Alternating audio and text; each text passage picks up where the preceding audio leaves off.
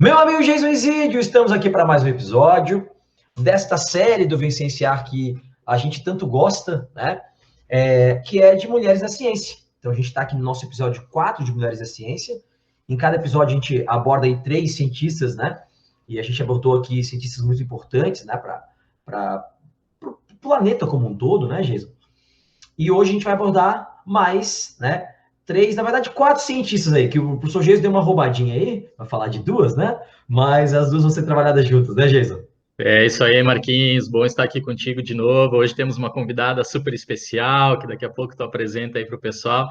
Pois é, realmente, assim, eu já tenho segundas intenções falando dessas 2 mulheres, elas trabalharam juntas, receberam o prêmio Nobel juntas, então não teve como, terei que falar das 2 aí ao mesmo tempo. Não, tá perdoado, Jason, tá perdoado, tá? Bom, hoje, Jason, para gravar com a gente esse episódio de Mulheres da Ciência, a gente tem o prazer, mais uma vez, de receber a Alexandra Valério, que é a nossa cientista também, que já participou aqui do Vicenciar, no episódio de nanotecnologia, que foi um dos mais comentados pelos meus alunos, tá?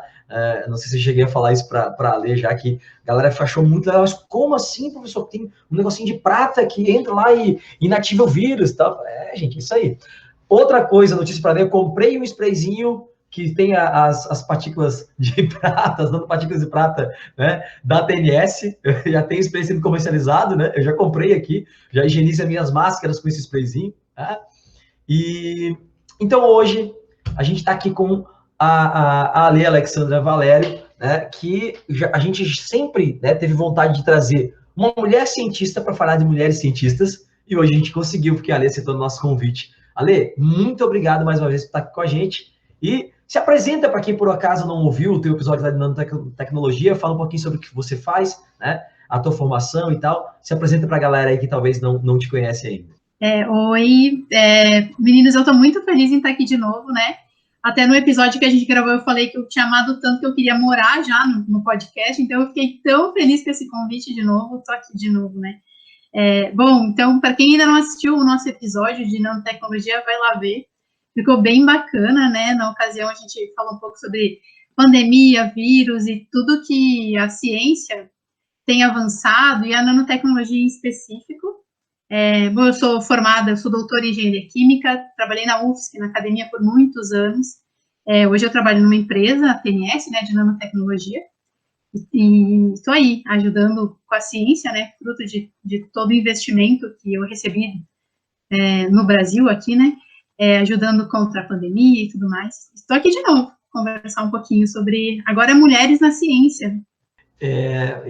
Pessoal, os ouvintes aí, só para deixar um recadinho aqui, que a gente convidou a Ale meio em cima da hora, assim, foi meu Deus, vamos convidar a Ale, porque a gente decidiu fazer esse episódio em cima da hora e ela topou, nasce de pronto, então é parceira do Vicenciar aqui já, né, e vai ser chamada para outros episódios, já estamos aqui alinhando outros episódios com a Ale.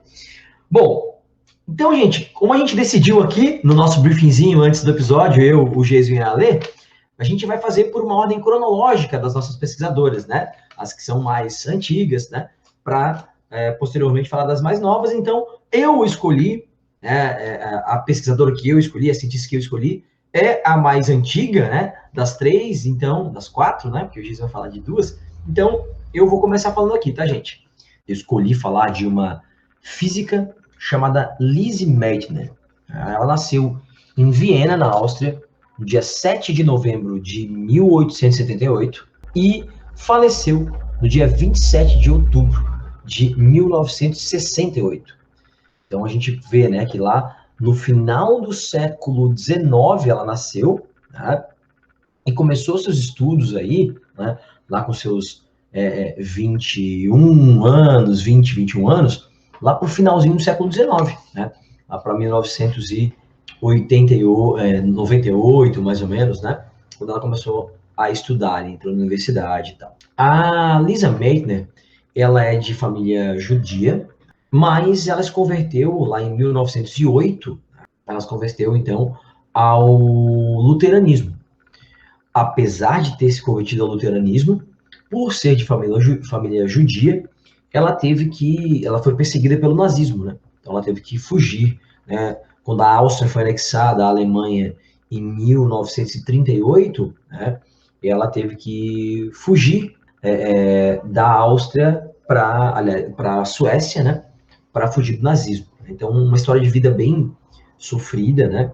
Mas que, na verdade, os relatos sobre ela falam que ela era uma mulher extremamente que lidava muito bem com as decepções e né, os percalços da vida e que tinha uma resiliência absurdamente grande, né?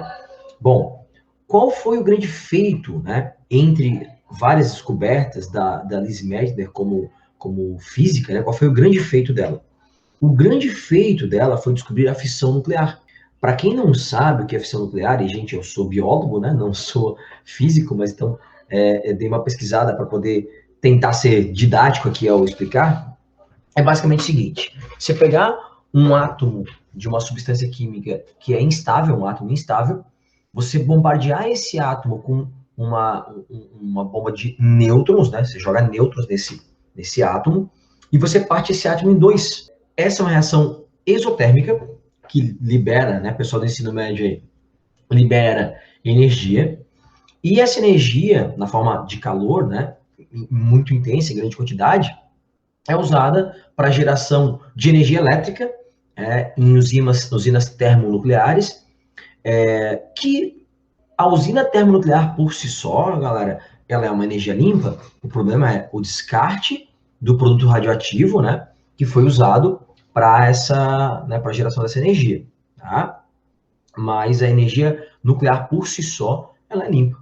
Porém, como quando um cientista faz uma descoberta, geralmente ele tem a melhor das intenções, né, e deixar esse legado para a humanidade e tal, mas o que vai ser feito posteriormente com essa descoberta, o que as pessoas, a população em geral vai fazer com essa descoberta, foge um pouco do controle desse cientista. Então, os trabalhos da Meitner foram usados para o desenvolvimento de bombas atômicas, né? O projeto Manhattan, para quem não conhece, não sabe, é o projeto que projetou, né, e executou esse projeto das bombas atômicas que foram jogadas em Hiroshima e Nagasaki, né, por ocasião lá da Segunda Guerra Mundial, né? E os estudos da Meitner foram usados aqui, né? Ela não participou diretamente, né, do desenvolvimento do projeto Manhattan, mas o conhecimento que ela compartilhou a partir dos estudos dela e tal, foi usado para infelizmente, para essa mancha na história da humanidade. A Lise Meitner, ela foi estudar na Alemanha, austríaca, né, mas foi estudar na Alemanha, certo? Onde lá ela estudou com Max Planck, o grande físico Max Planck, tá? Em Berlim. Ela estudou com um cara que chamou ela, porque conhecendo os trabalhos dela, tinha interesse da ajuda dela, um cara chamado Otto Hahn, né? O H aqui, tá, gente? Não sei se a pronúncia certa é Hahn ou Hahn, né? Mas acho que é Hahn, Otto Hahn. E o Otto Hahn era químico, tá? E com um cara chamado Fritz Strassmann, que era químico e físico, tá? Químico e físico nuclear, certo? Além de ter descoberto a fissão nuclear, aliás, deixa eu contar para vocês como foi feito esse experimento, né? A Meitner trabalhava com um sobrinho dela que também era físico, né? O Otto Frisch. E eles então fizeram experimentos para testar a fissão nuclear. E a partir desses experimentos, eles publicaram uma carta na Nature, tá, gente? Então, a revista Nature, lá na década de 30, né, publicou uma carta onde a Meitner e o Otto Frisch, né, que era o sobrinho dela, descreveram o experimento. O que eles fizeram? Eles pegaram um átomo de urânio, um átomo instável, bombardearam esse urânio com nêutron, né, com nêutrons, e esse urânio, o átomo de urânio, foi partido em dois átomos, um átomo de bário e um átomo de criptônio. Libera energia, libera mais nêutrons, sobram nêutrons desse processo, e esses nêutrons vão acabar sendo usados para quebrar outro átomo de urânio, que vão, né, e vai virar uma cadeia, né, desencadear um processo em cadeia, onde se tem ali geração de energia. Tá? Bom, Como eu falei para vocês, lá em 1938, a Áustria foi anexada à Alemanha, a Lise Meitner, né, de família judia, teve que fugir, se isolar na Suécia. Mas ela continuou mandando dados, ela continuou estudando na Suécia, conseguiu se instalar lá, estudar e tal, pesquisar. E ela continuou mandando dados, né, da sua pesquisa para o cara que era o parceiro dela, que chamou ela para trabalhar, que era o Otto Hahn. O Otto Hahn, então, pegou esses dados, tomou como se fossem dele, publicou, né, um artigo falando de fissão nuclear, ficou marcado na história como o cara que descobriu a fissão nuclear, mas não foi ele, na verdade, foi a Lise Meitner, e ganhou o Nobel de Química em 1944 por conta dessa descoberta, né, o Nobel de Química, e nunca foi dado crédito para Meitner. Então, mais um macho escroto aí, passando a perna, né, numa pesquisadora, como aconteceu, por exemplo, com a Rosalind Franklin lá, o Watson e o Crick, né, passaram a perna dela na descoberta da dupla hélice do DNA. O que acontece, gente? A Meitner nunca, o Nobel nunca se retratou, né, de não dar o devido crédito a Meitner. Tem toda uma questão, porque ela ficou muito tempo solteira, nessa época mulheres solteiras tinham todo esse preconceito, por ser mulher tinha preconceito, de entrar pela porta de trás do laboratório, né? Ela foi trabalhar num instituto, tá? Um instituto chamado Menisigma, que o dono do instituto, né, o Menisigma, era um cara extremamente machista, né, tratava ela muito mal e tal, mas nada disso dissuadiu, né, a Meitner a desistir, né, dissuadiu ela do seu sonho ali, não fez ela, né, nada disso fez ela desistir de tentar descobrir a fissão nuclear e trabalhar em cima disso. A Meitner não ganhou o Nobel, mas lá em 1966 ela foi, né, laureada com o prêmio Enrico Fermi, que é um prêmio bem nichado, bem para relacionado à energia nuclear mesmo e tal, mas que é um prêmio muito conceituado nessa área, tá? Ela ganhou em 1949, então antes disso, tá? A medalha Max Planck, né, de honra científica, e é legal que ela trabalhou com Max Planck também, né, e ganhou essa medalha. Ela descobriu, além de descobrir a fissão nuclear, ela descobriu um elemento químico, então olha que loucura, ela descobriu um elemento químico, só por si só, isso já seria, né, um motivo para ela ser, né, extremamente reconhecida. Ela descobriu um elemento químico chamado protactínio, tá? E existe um outro elemento químico que é chamado meitnério, que é o elemento químico 109 da tabela, que é o elemento químico mais pesado do universo, que foi dado o nome, né, meitnério, em homenagem a Meitner, né?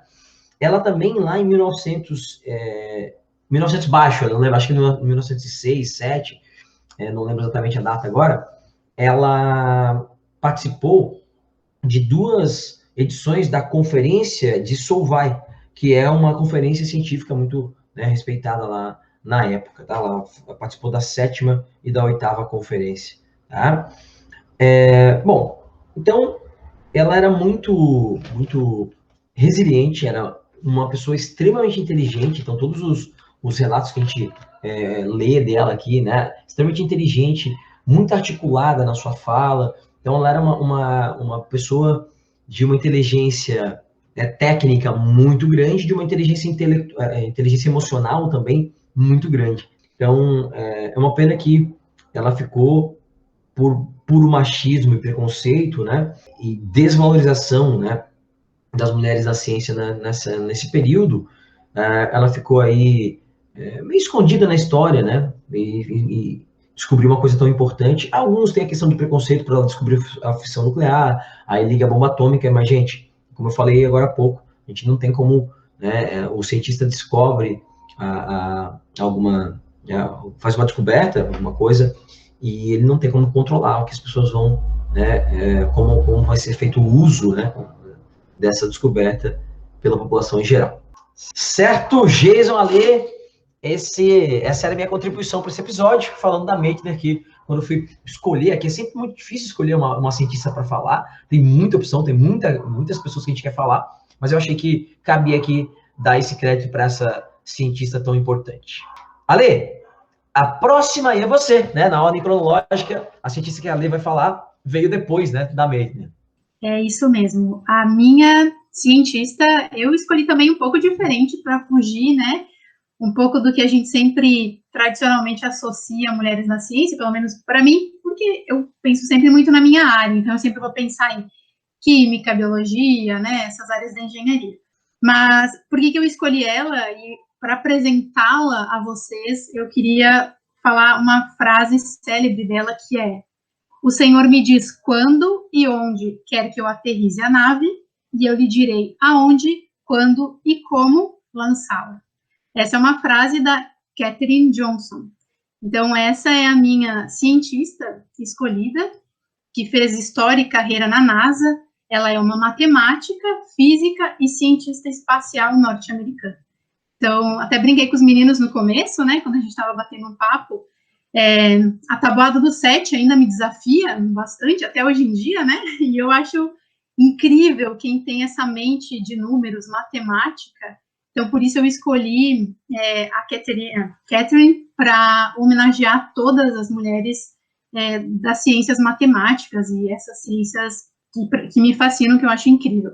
Por que também eu trouxe ela? Porque a gente tem cada vez mais falado sobre SpaceX e para outros planetas, né, e exploração espacial, mais do que nunca, isso sempre fascinou o homem. E a gente sempre lembra de homens, né, de astronautas homens, a gente vê poucas mulheres figurando esse cenário, mas na verdade elas estão escondidas. E essa minha cientista é também uma dica de filme, né, ela fez parte de um filme, foi a história dela, né, deu um filme que são Hidden Figures em inglês, que são, eu não me recordo qual é o nome em português, depois a gente já fala aí. Vocês se lembram, meninas? Figuras Além do Tempo, um nome assim, né? Em português. É um filme lá de 2016, vale muito a pena assistir. Bom, então eu vou contar um pouquinho da Katherine Johnson para vocês. Ela é matemática, né? Física e cientista espacial na NASA. Ela trouxe muitas contribuições e fundamentações para a aeronáutica e para a exploração espacial. Ela nasceu em agosto de 1918 e faleceu em 2020, com 101 anos.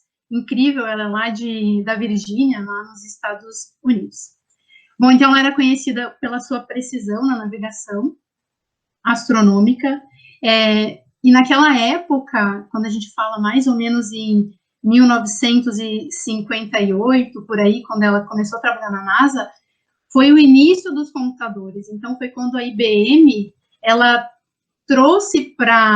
levou para a NASA seus primeiros computadores, aqueles computadores gigantes que enchiam uma sala inteira. Então, ela é mais ou menos dessa época, eu já vou chegar lá, falar um pouquinho mais da IBM, dos computadores. Bom, então, o que eu acho muito curioso vale a pena mencionar, que eu acho que é super importante, né? A Katherine Johnson era uma mulher negra, então, e na época dela, quando a gente fala de quando ela trabalhou na NASA, a gente está falando do apartheid, né? Então, o Marquinhos também falou um pouco sobre né, esse preconceito de religioso e tudo mais, e de fato aqui também eu trago, né, um pouco da história sobre o apartheid também, que ele foi um regime de segregação racial. Então, foi a época que a Katherine viveu, trabalhou na NASA, né, nessa época, onde a porta dos fundos, né, entrar escondida, nesse caso também. Então, todas as pessoas negras, elas, pela segregação, tinham que comer em banheiros diferentes, trabalhar em salas diferentes. Então, o que eu acho legal é que a própria Katherine, se vocês procurarem ela tem a biografia dela lá no site da NASA, e ela fala que ela, embora ela foi uma mulher negra, ela nunca sofreu nenhum preconceito com isso, porque a NASA sempre respeitou muito ela sobre isso, sabe? Ela nunca sentiu o preconceito, ela ia lá fazer o trabalho dela e ir embora, e ela sabia que ela era reconhecida por isso. Enfim, a história dela começa lá quando ela tinha seus 18 anos, em 1937, quando ela se forma em matemática. Depois, em 1940, ela faz pós-graduação em matemática. E em 1939, ela se tornou a primeira negra em uma pós-graduação nos Estados Unidos. E o que é bem legal é que, naquela época, quem decidia que negros poderiam frequentar a pós-graduação era a Suprema Corte dos Estados Unidos. Então, ela teve que passar por um processo judicial para conseguir o direito de estar na universidade. Então, ela, junto com mais 2 outros homens negros, conseguiram esse direito. Como é que começa a história dela na NASA, que é a parte interessante? Em 1953, mais ou menos, num almoço, num churrasco, na casa dela, um parente dela falou, olha, a NASA está com um processo seletivo aberto para mulheres, especialmente mulheres negras, para trabalhar lá num departamento de navegação. Aí ela se inscreveu, foi imediatamente aceita lá, e começou a trabalhar nesse departamento feminino. O que era esse departamento feminino? Era um grupo de mulheres que faziam cálculos matemáticos. E elas se autoconsideravam computadoras de saia. E por quê? E aí volta a historinha da IBM, né? Naquela época, os computadores, as pessoas não acreditavam ainda muito neles, né? Eles tinham problemas de apagões, eles não eram tão precisos. Então, embora todos os cálculos matemáticos, utilizando a linguagem de Fortran, na época que eles utilizavam, faziam os cálculos, as predições de voo, de computação de espaçonaves, essas mulheres, elas refaziam todos os cálculos na mão. Então, vocês imaginem o trabalho com uma máquina, né, uma máquina, tipo uma calculadora de mesa, elas refaziam todos os cálculos. Então, a Catherine trabalhava exatamente nesse setor. Ela trabalhou por volta de 2 anos, né, nesse setor, estudando caixas pretas e algumas órbitas de algumas aeronaves. Depois ela muda de setor, e ela vai, então, ela tinha um conhecimento muito avançado, né, em geometria, e ela passa a fazer cálculos de trajetórias de rotas de saídas e reentradas de cápsulas da Terra. Então, era um grupo totalmente masculino, e ela era a única mulher lá, calculando, fazendo os cálculos, auxiliando nos voos, né, nas trajetórias de voo. E de tudo que ela passou, da pesquisa que eu fiz sobre ela, né, até do filme, aconselho vocês a assistirem, é um filme bem legal. O que eu acho mais incrível foi um dos trabalhos que ela recebeu o maior reconhecimento dela, que foi lá em 1962, onde a NASA estava se preparando para uma missão orbital do John Glenn, que foi ao redor da Terra, né, ia ser o primeiro voo tripulado de uma cápsula ao redor da Terra, aonde eles queriam calcular, ver toda a trajetória, onde é que essa cápsula ela ia estar o tempo todo, né, ao redor do mundo, né, da Terra. Então, foi um processo grande de construção de uma rede de comunicação que conectou vários lugares do mundo. E os computadores lá da IBM, eles estavam localizados lá em Washington, Cabo Canaveral e nas Bermudas. Então, eles tinham que rastrear ao redor do planeta onde que essa cápsula ia ir. Bom, os computadores, eles haviam sido programados com várias equações matemáticas que iam controlar onde é que essa cápsula ia estar, a trajetória dessa cápsula. No entanto, estava lá o Glenn, que era o astronauta, prontinho na sua cápsula, esperando para ser, né, para começar o voo, e ele pegou e pediu para chamar a Catherine. E ele falou, eu não confio nos computadores, eu quero que vocês chamem a Catherine para ela fazer os cálculos. Eu quero que ela revise todos os meus cálculos de bordo. E aí, isso inclusive está lá na biografia dela, né, no site da NASA, né, o que eu acho muito incrível, porque é a verdade, né. Então, ele pega e ele fala que gostaria que ela refizesse todos os cálculos à mão, porque ele não acreditava no computador. E ele falou, se ela disser que os cálculos estão bons, então eu estou pronto para ir. Senão eu não vou. Então, eu acho fantástico a credibilidade, né, que, embora a história que ela tem, o quanto ela lutou e a credibilidade que ela passou.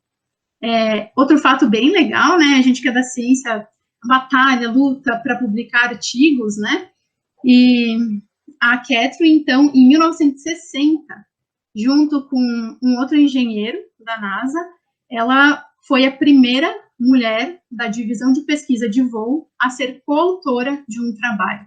Porque até então, né, como você mencionou aí no início, né, Marquinhos, as mulheres, elas eram ocultadas, né, quem figurava a autoria dos artigos científicos eram apenas os homens. E em 1960, ela teve a voz, então foi o primeiro artigo científico que ela publicou.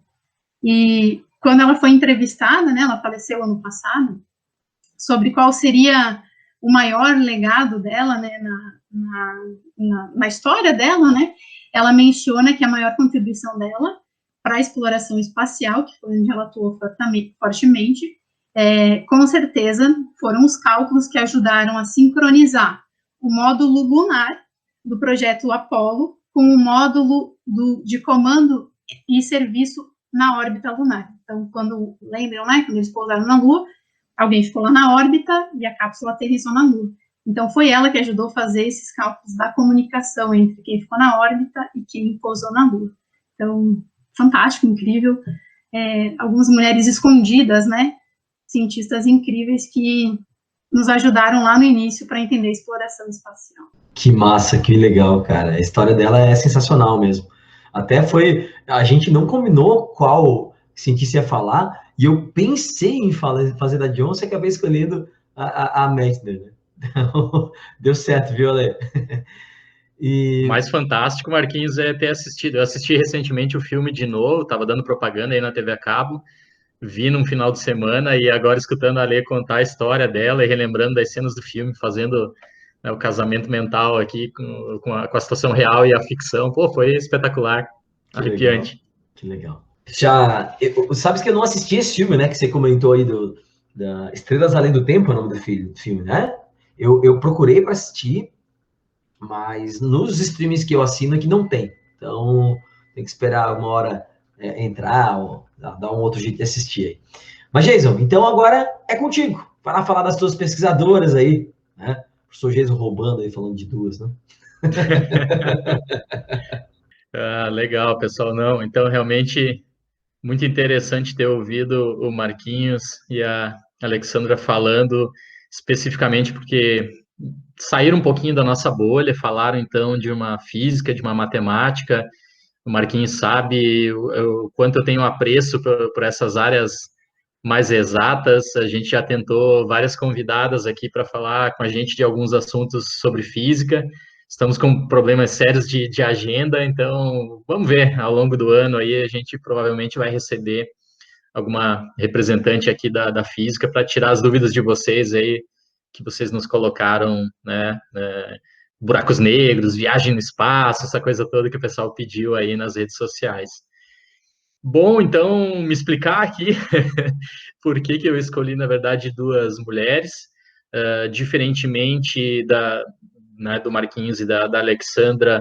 Eu vou falar, então, de duas mulheres cientistas sensacionais que ainda estão escrevendo a história delas, e o porquê eu escolhi especificamente falar delas, porque elas ganharam um prêmio Nobel agora em 2020, relacionado a um trabalho muito importante que elas desenvolveram, que eu acredito que vai mudar o nosso mundo para sempre. Atualmente, agora em abril, saiu um super artigo na revista The Cell, uma revista das mais conceituadas que a gente tem aí no mundo, especificamente dentro da área da biologia, talvez seja a de maior fator de impacto, que é uma atualização da técnica que elas descobriram. Então, o mundo está sendo modificado para sempre agora, a partir de abril. E a gente vai comentar a respeito da técnica, vai ter um episódio específico sobre isso, mas hoje, claro, eu vou me centrar aqui um pouquinho mais no trabalho que elas desenvolveram e na vida dessas duas brilhantes pesquisadoras. Então, se o pessoal aí é bastante antenado nas notícias ou gosta de assistir aqueles youtubers que falam sobre ciência ou acompanha um pouco de biologia, ou mesmo, né, tem um serviço de streaming aí, a Netflix, tem uma série lá chamada Seleção Artificial, que fala sobre uma técnica chamada CRISPR, em português. Então, CRISPR, como a gente fala assim em português no jargão, é a palavra para representar a sigla que significa a técnica que essas mulheres descobriram. Então, é CRISPR, né? CRISPR.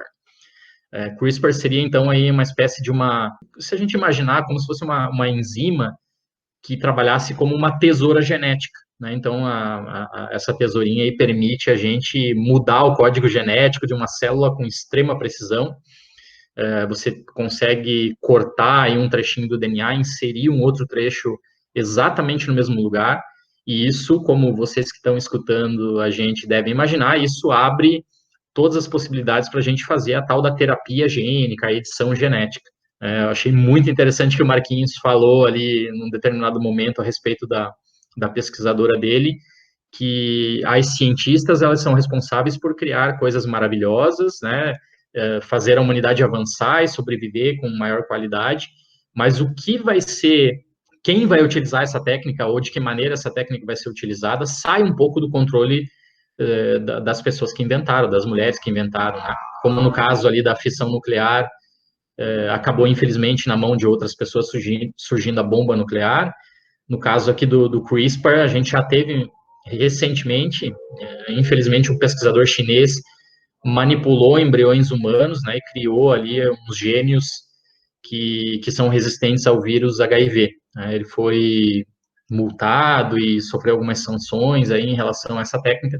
Vou depois um pouquinho falar mais para frente a respeito desse episódio, neste episódio aqui. E quando a gente for discutir aqui no Vem Cienciar a técnica de CRISPR, aí a gente conta melhor a historinha, né, do caso desse chinês aí que se apropriou de um conhecimento muito interessante, mas utilizou para algo, né, questionável, no mínimo questionável. Então, pessoas, eu vou falar hoje justamente da Emmanuelle Charpentier e da Jennifer Doudna, né, que são as duas mulheres aí que receberam, então, o Prêmio Nobel de Química em 2020, justamente pelo desenvolvimento, então, desse método de edição de genoma, que é o nosso querido CRISPR. Foi bem interessante porque é a primeira vez que duas mulheres ganham o Prêmio Nobel de Química juntas, né? A gente já falou aqui anteriormente, para as pessoas que não estão bem antenadas, que estão chegando aqui pela primeira vez, como o Marquinhos disse, esse é uma série que a gente tem com vários episódios. Nós estamos atualmente no Mulheres na Ciência, parte 4, então voltem lá na primeira temporada, onde a gente tem os 3 primeiros episódios falando sobre mulheres brilhantes. Algumas delas, a gente comentou aqui, elas foram laureadas justamente com o Prêmio Nobel de Química. Então, antes da Emmanuelle Charpentier e da Jennifer Doudna, 5 outras mulheres já haviam ganho o Prêmio Nobel de Química. A gente comentou aqui uma delas, a Marie Curie, a outra delas, a Dorothy Hodgkin, a outra delas, a Ada Yoná, e aí tem mais outras duas que ainda a gente não comentou aqui especificamente, mas talvez no futuro nada nos impede de nós falarmos delas, porque realmente foram também duas pesquisadoras sensacionais, né? A Irene Courrier e a Frances Arnold, que recentemente, agora em 2018, né, recebeu o Prêmio Nobel de Química. Bom, mas então, feita essa introdução para falar um pouquinho a respeito do porquê elas ganharam o Prêmio Nobel, vamos falar aqui um pouquinho da carreira específica delas. Então, a Emmanuelle Charpentier, ela é francesa, tem 51 anos e atualmente aí é diretora do Instituto Max Planck de Biologia de Infecções lá em Berlim, na Alemanha. A Charpentier começou a estudar bioquímica e microbiologia, aí com enfoque mais em genética, justamente na Universidade Pierre e Marie Curie, em Paris. Eu acho sensacional, porque hoje a gente está aqui com a Lê, que é doutora em engenharia química, já contou a carreira dela para vocês aí nos episódios anteriores, e eu fico sempre pensando, né, sou um otimista e um futurista aí por natureza, fico pensando, né, quantas meninas a carreira da Lê pode inspirar, e aqui a gente tem um caso justamente, né, a Marie Curie, que o Marquinhos falou a respeito dela, né, inspirou tanta coisa boa, inclusive se fundou aí uma universidade, né, tem o nome de uma universidade em homenagem a ela, e aí justamente a Emmanuelle Charpentier, que vai ganhar o Prêmio Nobel anos depois da morte da Marie Curie, estudou numa universidade, né, que tem o nome em homenagem à sua antecessora aí nos Nobels de Química. Então, em 95, a Emmanuelle Charpentier fez um doutorado, depois de concluir esses estudos na Universidade de Pierre e Marie Curie, ela passou ali para o Instituto Pasteur, também na França, e depois ela vai fazer aí um tour na carreira dela, né, que eu não vou ficar pontuando cada passo da carreira dela, porque é uma carreira que ainda está em curso e é uma carreira bastante rica, bastante produtiva. Então, ela passa aí por diversas universidades e hospitais nos Estados Unidos, mas ela retorna, então, em 2000 para a Europa, e ela vem primeiro para a Universidade de Viena, e depois ela vai ocupar ali um posto específico como pesquisadora líder do Molecular Infection Medicine Sweden, na Universidade de Umeå, na Suécia. Né? Então, em 2012, ela vai ter justamente a publicação do artigo científico que vai dar origem ao Prêmio Nobel, né, junto com a outra pesquisadora, com a Jennifer Doudna. Mas em 2015 ela troca, então, vamos dizer assim, de posto de trabalho, que é justamente onde ela está até hoje. Então, em 2015 ela vai ali para o Max Planck, né, para se tornar a diretora do Instituto Max Planck de Biologia de Infecção, lá em Berlim, na Alemanha.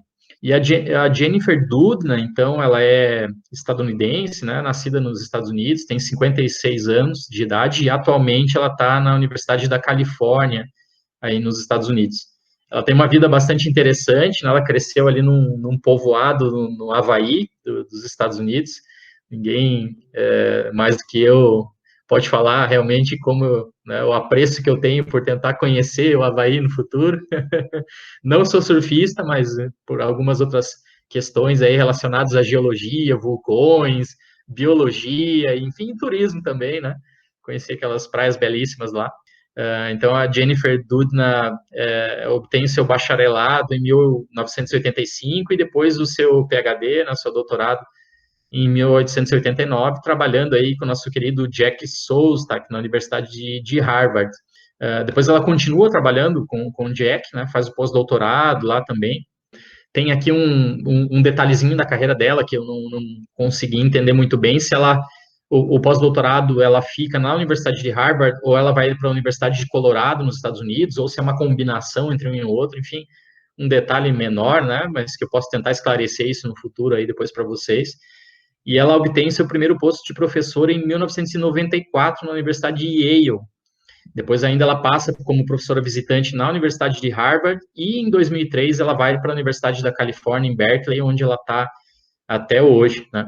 Eu achei bastante interessante que o Marquinhos conta aqui, né, contou no episódio de hoje a respeito aí de uma bad science, né, algo ali, um machismo praticado dentro da ciência, e aqui eu vou contar o exemplo inverso, porque em 2003 ela chega na Universidade da Califórnia, em Berkeley, e um dos primeiros alunos que ela tem para trabalhar lá dentro do laboratório dela acaba virando o marido dela no futuro.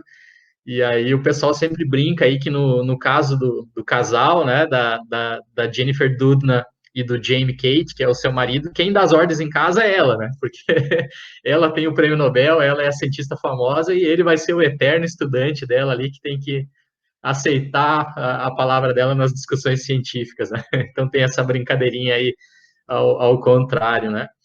E, bom, como eu falei anteriormente, então, o grande feito da vida dela, que é uma carreira realmente altamente respeitável, de prêmio para tudo que é lado, mas o principal ponto, o ápice da carreira dela é justamente em 2012, quando ela, com a sua colaboradora, então, com a Charpentier, eles publicam um artigo sobre a técnica de CRISPR, que ainda era, assim, era revolucionário, a gente conseguia entender o potencial, conseguia ver tudo que estava por trás daquilo ali, mas ele era bastante rudimentar, tinha alguns problemas para resolver, principalmente em células eucarióticas.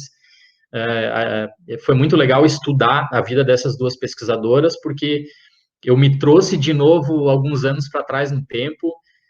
Já contei aqui anteriormente, em 2012 eu iniciei a minha carreira de professor na Universidade Federal de Santa Catarina, e eu voltei ali nas minhas memórias de Congresso Nacional de Genética de 2012, 2013, 2014, quando a gente via as apresentações dessa técnica e já falava, nossa senhora, o futuro, o tão falado futuro, aquilo que me trouxe para a biologia, uma das coisas que me trouxe para a biologia, a terapia gênica está chegando.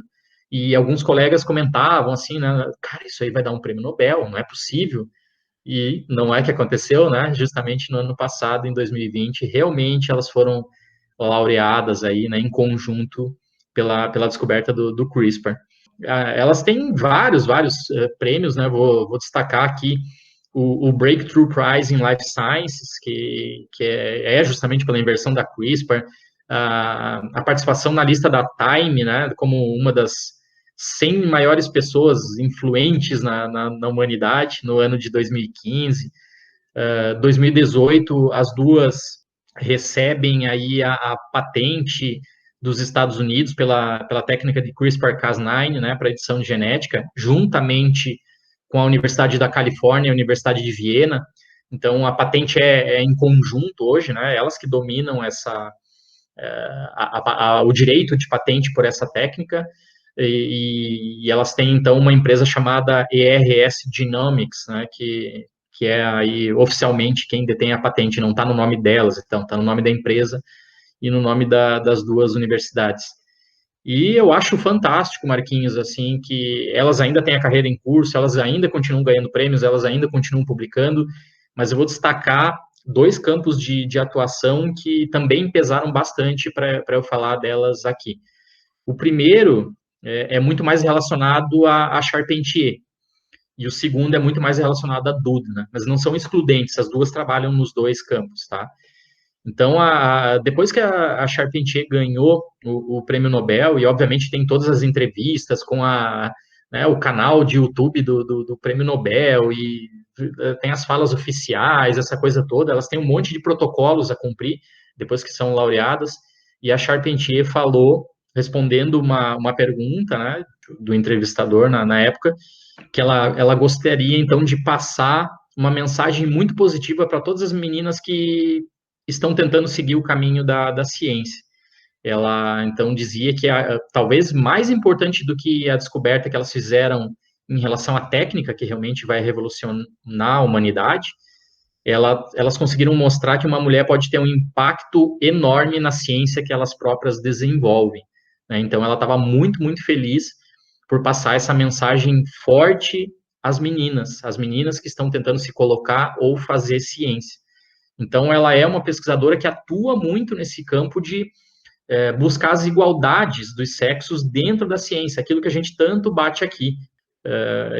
Agora é uma minha opinião, né, olhando assim o trabalho específico dela e o trabalho dessas outras cientistas fantásticas que vocês trouxeram aqui, eu não tenho vergonha assim de afirmar que com igualdades de condições na pesquisa entre sexos, né, entre homens e mulheres, sem esse preconceito todo, a mulherada vai atropelar, né, pro desespero aí do pessoal da misoginia.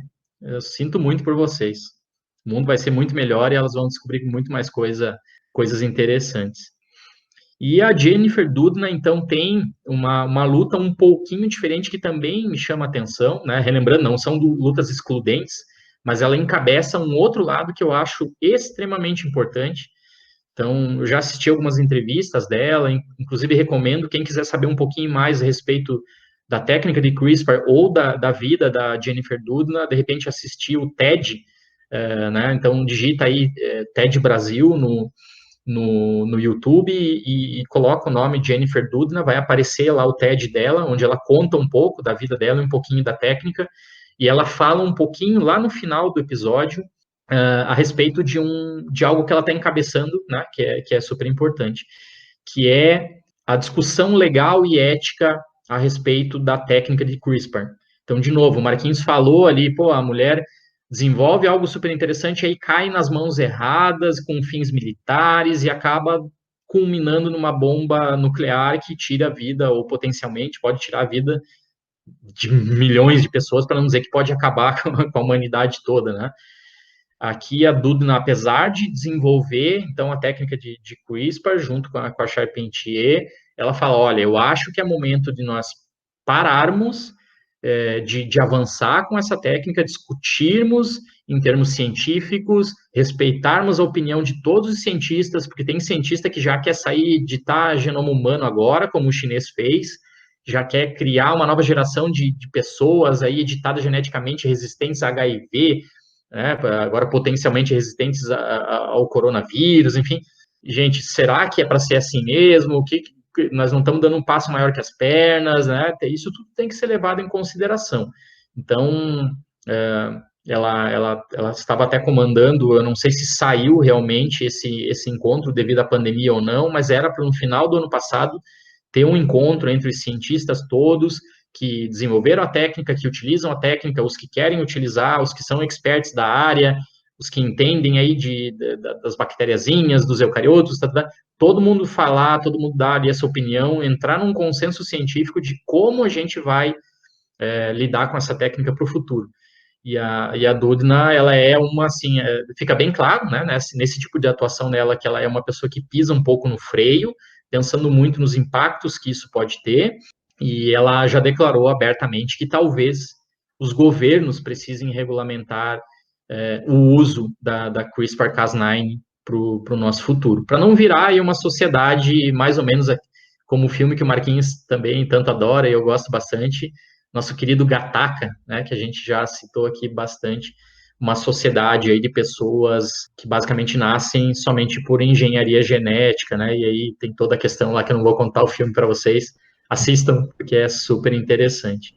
Então, são duas mulheres fantásticas que ainda estão vivas, ainda estão pesquisando, fizeram uma contribuição que a gente vai contar para vocês num episódio específico sobre o CRISPR e sobre a atualização do CRISPR, talvez tenham que ser 2 episódios aí no futuro aqui no Vem Cienciar, mas que, além de tudo, ainda atuam no Mulheres para a Ciência, incentivando meninas a fazerem ciência, e ainda atuam na questão dos limites éticos e nas aplicações éticas e sociais aí das técnicas que elas desenvolveram. Então, não poderia deixar de falar delas, sou muito grato por estar vivendo esse mesmo momento que elas estão pesquisando e publicando e desenvolvendo a humanidade. Sensacional.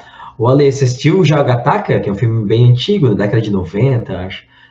Procura. Chama Gattaca, a Experiência Genética. Bem legal. E a gente discute um pouco, no Vem Cienciar aqui, a gente, em alguns momentos, falou sobre eugenia. Teve um episódio sobre isso, inclusive, com o Brunão, nosso amigo historiador. Mas eu acho que se discute muito pouco essa parte ética, das implicações éticas da ciência, né? A gente, às vezes, se empolga muito em produzir conhecimento científico, e claro que a gente, né, fomenta e sabe a importância disso, mas a gente também discute muito pouco a parte ética, né, que é tão importante assim, qual a implicação ética, né, desse conhecimento, para que ele pode ser usado, né, quais são os limites que a gente tem que impor, né. Então, tudo isso vale muito a pena, e é legal quando você tem cientistas com ética, como, né, a Jennifer Doudna, que se preocupa muito com isso, né? Realmente ela é bem vista, né, nesse meio, ela é conhecida no meio científico por essa questão, né, por lutar muito pela questão ética, né? Gente, Ale, e aí, o que você achou? Eu achei fantástico, eu acho incrível escutar a história de outras pessoas, né, tu se coloca numa trajetória do tipo, gente, eu tô fazendo certo, eu também sou inspirada por essas mulheres, eu acredito que eu inspiro algumas pessoas, né, algumas outras mulheres, meninas, nem que seja 1%, se for uma só já valeu a pena, que seja minha irmã, eu acho que já valeu a pena, sabe, a seguir essa carreira, eu acho fantástico, é incrível, eu fico pensando, gente do céu, e o que eu acho legal tá vivo para ver o futuro, sabe, eu penso a mesma coisa. Tipo, eu me lembro lá da ovelha Dolly, né? Vamos falar um pouquinho, puxar esse ganchinho ainda. E eu pensava, gente, parece coisa de, sei lá, filme mesmo. E agora a gente vê isso, né? Eu acho incrível. Estou vivendo o futuro de fato, sabe? É incrível. E quando a gente fala dessa questão biotecnológica, de CRISPR, de edição gênica, né, e aí, de novo, trazendo isso para a realidade do ensino médio, né, que eu convivo diariamente, é difícil tu explicar para o aluno que isso tem que ser feito com parcimônia, né? Eles pensam assim, não, peraí, mas a gente pode ter pessoas que nascem sem doenças e tal, por que não, né? Mas aí, para quem é que vai ter acesso? Qual a implicação disso? Isso não vai virar, né? O Brunão, né, no episódio de eugenia, fala, cara, essa questão do melhoramento genético ele pode virar mercado, e aí é capitalismo, e aí a gente vê atualmente o quanto que o capitalismo é complicado. A briga que está rolando agora por causa de vacina, para a vacina não virar, né, não ter a possibilidade de empresas privadas comprarem vacina, porque senão você vai, né, deixar de lado uma parte da população, né, vai priorizar quem tem mais dinheiro. Então, tudo isso é muito complicado, né, gente? Não é assim, vamos criar aí, né, humanos que não ficam doentes e tal. Primeiro que não é assim tão simples, né? E depois que existe toda uma implicação ética aí, quanto isso vai impactar na sociedade como um todo. Ale, Jason, vamos finalizando por aqui. Ale, eu só queria te agradecer muito, tá, por ter participado com a gente. Quando a gente fizer o Mulheres da Ciência de novo, a gente te avisa, com mais antecedência dessa vez. e vamos combinar outros papos que a gente vai ter com a Ale aqui, já sobre outros temas que a gente já está confabulando aqui. Agradece ao André aí por ter, né, por abrir mão da tua companhia aí. A gente está gravando aqui, já é 9h30 da noite, gente. A gente está aqui ocupando a Lê, né? O André é o companheiro dela aí. Então, abraço para o André e obrigado por ter liberado a Lê um pouquinho para a gente aí. Eu que agradeço, pessoal que está nos ouvindo aí. O episódio ficou incrível. Gente, eu só agradeço e eu confesso que hoje eu, inclusive, estava pensando, se você... E deixa essa pergunta, né, esse barulho para todo mundo que está nos ouvindo. Se você pudesse escolher um fato científico, é um pouco do resumo da nossa conversa, né? Um fato histórico da ciência que mudou o mundo, que mudou a ciência, que fato você escolheria? E na reflexão do que a gente falou, né? Pensando do propósito que ele nasceu para e para onde nós levamos ele. Porque a Marie Curie, a gente já falou dela, vocês já falaram dela aqui, né? Gente, eu tô achando que o podcast é meu também, tá? Mas você é sócia. E vocês falaram aqui, ela também, quando ela inventou, né, mais um elemento químico, também era para o bem. E a gente não levou para esse caminho, né? Então, fica a reflexão. Acho bem legal pensar nisso. E se você pudesse escolher um fato científico que mudou a história, qual você escolheria? Muito legal. Aliás, isso dá um episódio. Viu? Mais um episódio pra gente fazer junto aí. Cada um falar de um fato científico e explorar ele. Gostei.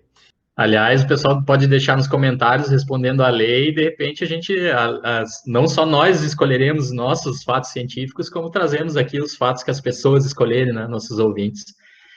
Sensacional, Ale, muito legal fazer um episódio de Mulheres da Ciência, tendo uma mulher cientista conosco, tão importante, né, no mundo contemporâneo atual. Tenho certeza que tu inspira outras meninas, outras mulheres também, e enquanto a gente conseguir levar o Vem Cienciar, nem que seja para uma pessoa também, né, Marquinhos? Para uma menina, ela certamente será inspirada aí pelas descobertas da lei e por essas mulheres interessantes que a gente fala aqui ao longo dessa série fantástica de Mulheres na Ciência. Só agradecer vocês, meus queridos, aprendi bastante aqui hoje, deixar um grande abraço para todos que nos ouvem aí e até o próximo episódio. Valeu, gente, obrigado e até a próxima.